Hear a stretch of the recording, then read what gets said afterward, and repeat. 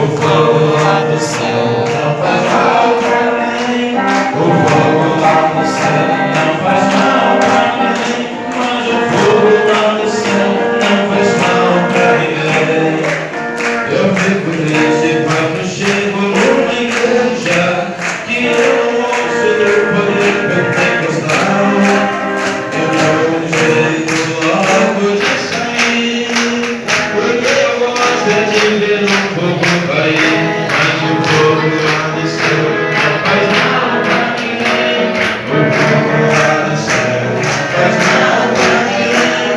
O fogo lá do céu não faz mal pra ninguém. Mas o fogo lá do céu não faz mal pra ninguém. Senhor, me queima. Senhor, estou aqui, pode me queimar. Senhor, me queima, o fogo no altar. Senhor, estou aqui, pode me queimar. Amém. Palmas para Jesus. Glória a Deus. Vamos meditar aqui na palavra de Deus, palavra muito conhecida, mas uma palavra renovadora, uma palavra poderosa, para que nós venhamos ter a nossa fé mais uma vez aumentada e edificada em Deus. Nós vemos aqui Jesus, que é o bom pastor. Ele se revela à tua igreja que é o bom pastor. Aleluia, Jesus. E dá vida pelas suas ovelhas. Ele cuida dos teus filhos, cuida do teu povo, ainda que o nosso adversário, que é Satanás, ele tem o intuito de matar, roubar e destruir. Mas Jesus disse: eu vim para que todos tenham vida. Ele se manifestou para desfazer as obras do diabo. Então, se a Bíblia fala, se a palavra de Deus fala que temos um inimigo, que temos um adversário que veio para matar, roubar e destruir, nós temos que abraçar essa palavra que Jesus diz: eu sou o bom pastor, e o bom pastor dá vida pelas suas ovelhas. E ele se manifestou para desfazer as obras do diabo. Aleluia. E nesta manhã, mais uma vez, o Senhor se faz presente aqui em nosso meio para nos dar vitória. Porque, irmãos, nós temos que depositar a nossa confiança em Deus. Nós temos que servir a Ele de todo o nosso coração, com toda a nossa força e de todo o nosso entendimento. Nós não podemos ter dúvida a respeito da palavra de Deus. Nós temos que crer somente, porque a fé agrada a Deus. E nesta manhã nós vemos aqui o Senhor Jesus se manifestando para libertar um certo homem que vivia opressivo, possesso. A Bíblia diz que ele estava endemoniado. A vida deste homem não era uma vida fácil, era uma vida de sofrimento. A vida deste homem, eu tenho certeza que trazia grande angústia aos seus familiares, a situação que ele vivia. A Bíblia diz que ele não vivia em casa, ele vivia pelos sepulcros, pelo deserto, se cortando com pedras. Aleluia. Agora nós paramos e imaginamos a situação deste homem. Qual o sofrimento, quão grande o sofrimento. Aleluia. Eu acredito, irmãos, que a família dele sofreria mais do que ele, sofria mais do que ele. E de modo de eu entender, aquele homem já não tinha o seu sentido normal. Ele era regido por aquela legião de demônios, ele não sabia o que estava fazendo. Por muitas vezes botavam ele em prisões, em cadeias, acorrentavam ele, tentando amansar ele. Mas demônio não se avança, demônio se expulsa. Glória a Deus. A pessoa que está possessa, que está endemoniado, Jesus disse: em meu nome expulsarão os demônios. Existe a libertação pelo nome de Jesus.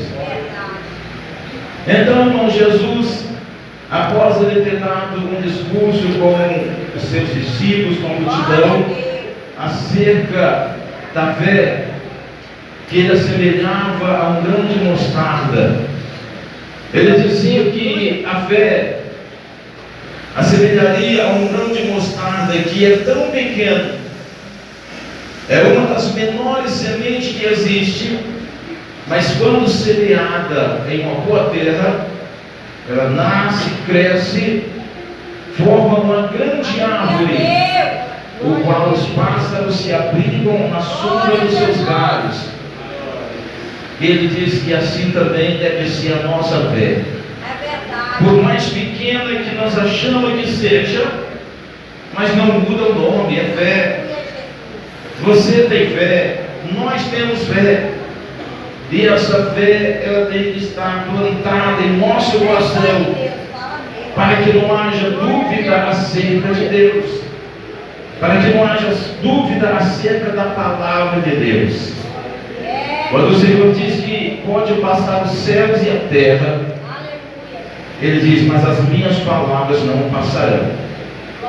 Quando Jesus, lá no livro de Marcos 16, verso 15, Ele diz para os seus discípulos: ide por todo o mundo, pregai o evangelho a toda criatura. Quem crê e for batizado será salvo, mas quem não crê será condenado. Em meu nome expulsarão os demônios, falarão novas línguas, pegarão na serpente, se beber alguma coisa mortífera, não lhe fará dano algum, e porão as mãos sobre os enfermos e os curarão. A palavra diz que quando os discípulos recebem aquela ordem, o que eles fazem? Eles obedecem. Eles vão por toda parte pregando o evangelho, e Jesus cooperando com eles, fazendo sinais, maravilhas e prodígios. Irmãos, o Senhor Jesus, Ele tem o maior zelo pela sua palavra. Quando nós estamos anunciando a palavra de Deus, é necessário que os que ouvem abram o coração, não desviem o seu pensamento, porque estamos diante de um poder sobrenatural. Para que o milagre aconteça na sua, na minha, na nossa vida, essa palavra tem que entrar no nosso coração. Não desviemos nossos pensamentos, para que nós possamos sair daqui nesta manhã com os milagres de Deus na nossa vida. Porque quando a palavra está sendo pregada, Jesus é o maior responsável em operar o milagre pelo poder da sua palavra, assim como ele fez com os discípulos. Eles pregavam e Jesus cooperava com eles, operando os sinais, os prodígios e as maravilhas. Então, irmãos, é necessário que nós usamos a fé, e a partir do momento que nós usamos a fé, os milagres acontecem. Jesus, após ter feito o discurso acerca da semente, da mostarda, ele chama alguns dos seus discípulos e atravessa o mar para o outro lado, para uma cidade chamada Gadara. Mas por que Jesus ele vai para aquela cidade? Jesus ali tinha uma alma sedenta, uma alma angustiada, uma alma sofrida há muito tempo, que naquele dia deveria ser salva, deveria ser liberta e deveria ser transformada.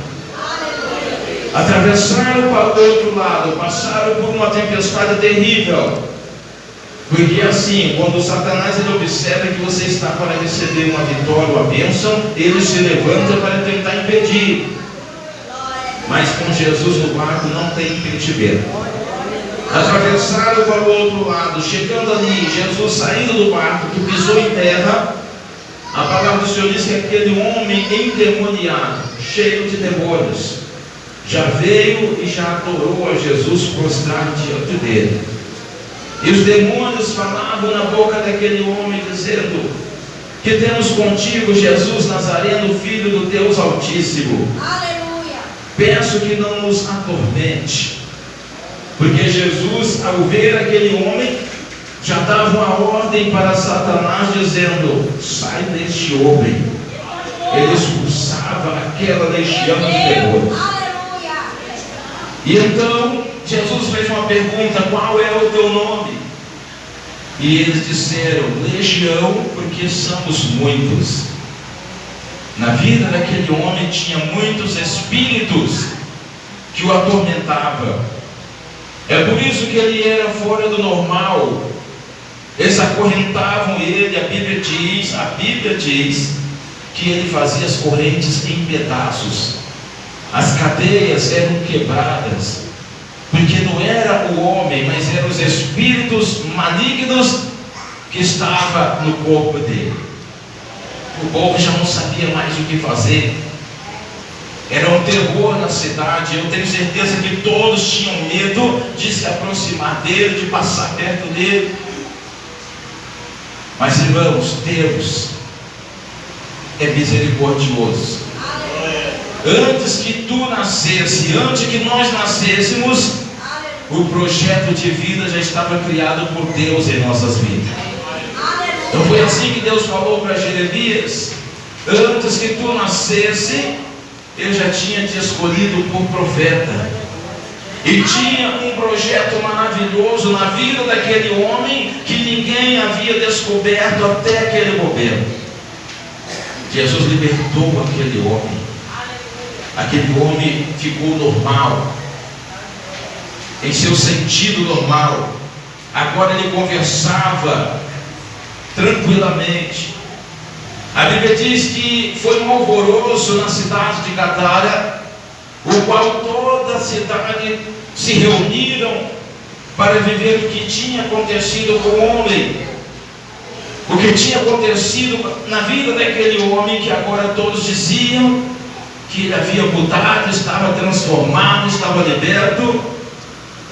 E quando chegavam, viam ele sentado ao lado de Jesus, conversando perfeitamente.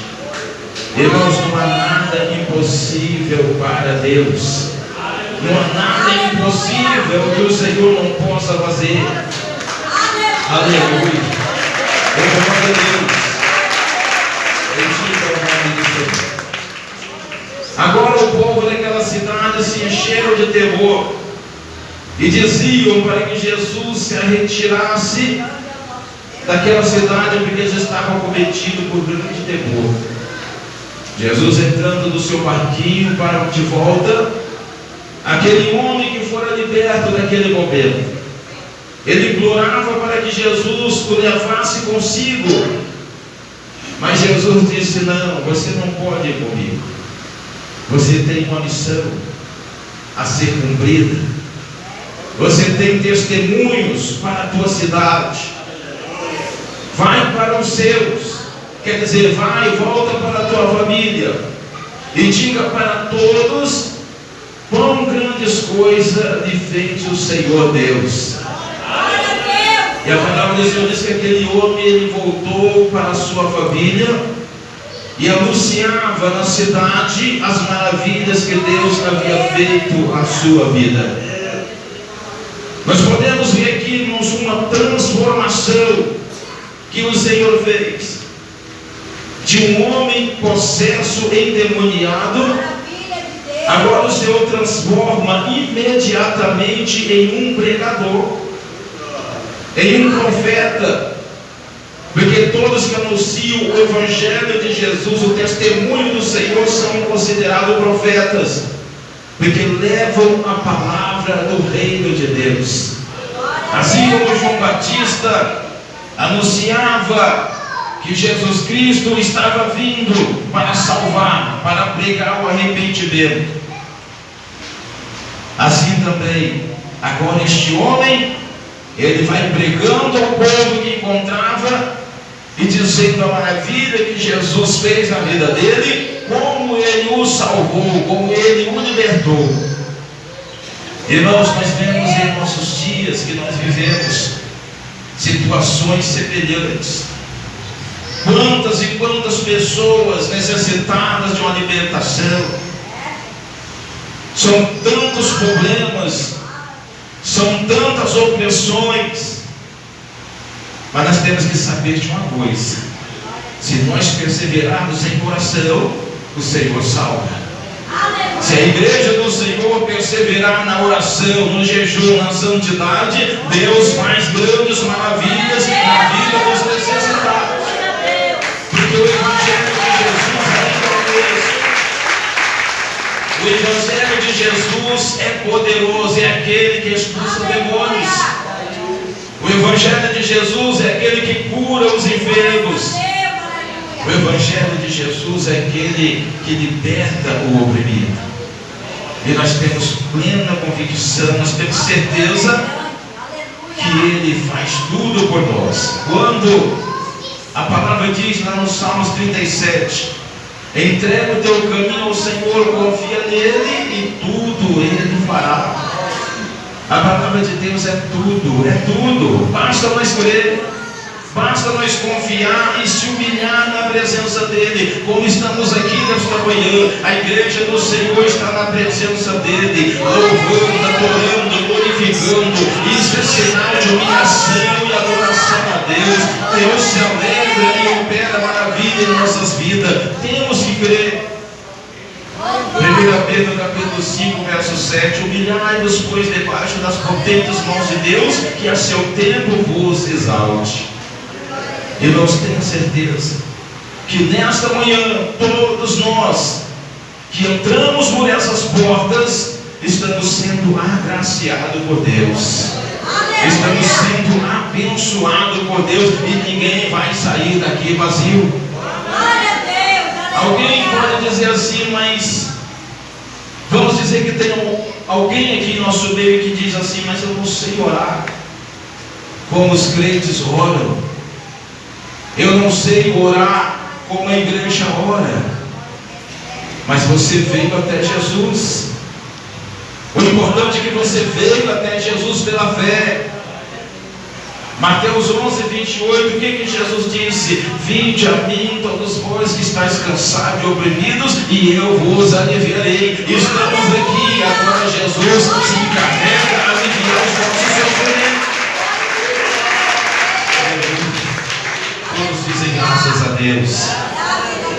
E outra coisa, talvez alguém pode dizer assim que eu não sei orar, eu não sei falar com Deus.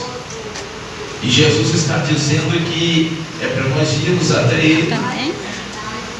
E eu preciso aprender alguma coisa. Irmãos, aquilo que nós não sabemos, Deus faz.